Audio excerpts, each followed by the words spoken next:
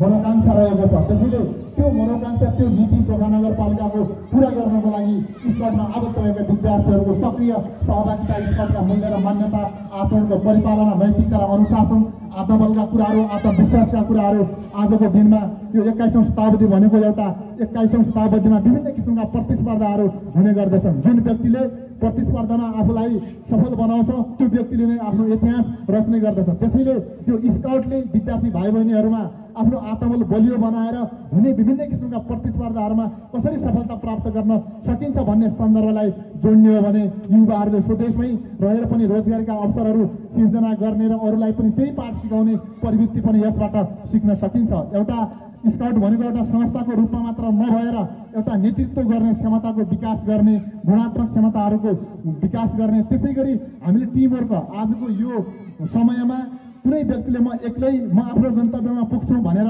भन्दै गर्दा त्यो गन्तव्यमा पुग्न सक्दैन। त्यसको लागि विभिन्न किसिमका टिमवर्कहरूका कार्यक्रमहरू पर्दछन्। आजको यो समय भनेको एउटा ग्लोबलाइजेसन, विश्वव्यापीकरणको समय हो। त्यसैले एउटा विश्व नै गाउँको रूपमा रहेको हुन्छ। यो अवस्थामा स्काउटले आफूलाई कसरी अगाडि बढाउन सक्छ र त्यो अनुसारका व्यवहार कसरी हामीले गर्नुपर्दछ भन्ने कुराहरू स्काउटबाट सिक्न सकिन्छ।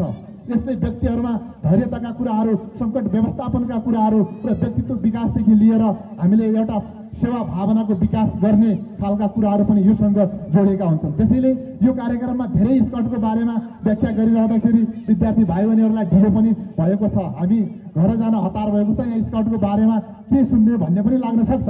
तर आजको यो कार्यक्रम एउटा दीक्षित कार्यक्रम भएको कारणले गर्दाखेरि दीक्षित हुने सम्पूर्ण विद्यार्थी भाइ बहिनीहरूमा यो आत्मबल विकास हुनु आवश्यक छ।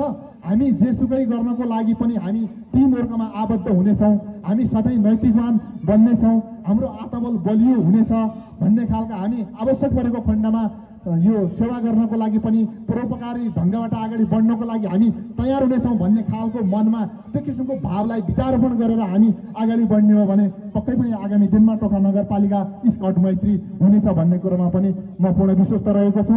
आजका यस कार्यक्रमका प्रमुख अतिथि टोखा नगरपालिका उपप्रमुख आदरणीय व्यक्तित्व मुरारी तामाङज्यू पनि यही हुनुहुन्छ। उहाँले पनि पटक भन्नुभएको छ यो समुदायदेखि संस्था विद्यालयहरू सबैमा स्काउटका गतिविधिहरूलाई कसरी सुचारू गर्न सकिन्छ, नीतिगत योजना कसरी बनाउने, कार्यक्रमहरू कसरी प्रस्तुत गर्ने, कार्यान्वयनको पाटो कस्तो हुने भनेर हामी कहाँ जिज्ञासा राखे हुनुहुन्छ। त्यसैले पनि तपाईँहरूले बुझ्नुपर्छ।